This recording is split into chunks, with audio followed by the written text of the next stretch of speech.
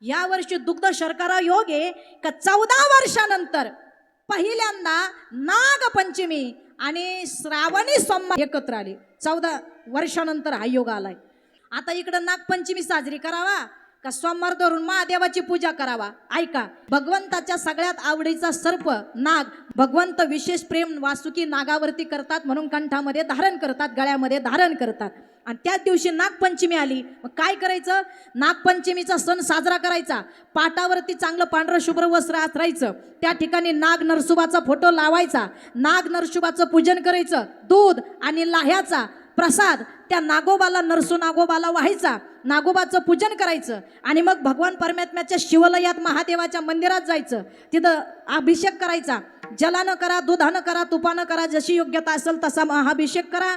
जल त्या भगवंताला वाहा आणि जी शिवमूठ आहे ती वाहा. आणि नागपंचमीच्या दिवशी काही म्हणजे असणारं कापत नाही आणि तवा पण ठेवत नाही आणि कापीत नाही, शिजत नाही. मग त्या दिवशी सगळे उकडीचे पदार्थ करायचे.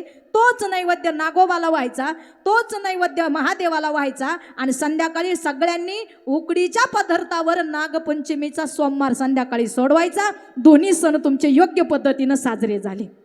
कळण त्याला? दोन्ही सण म्हणजे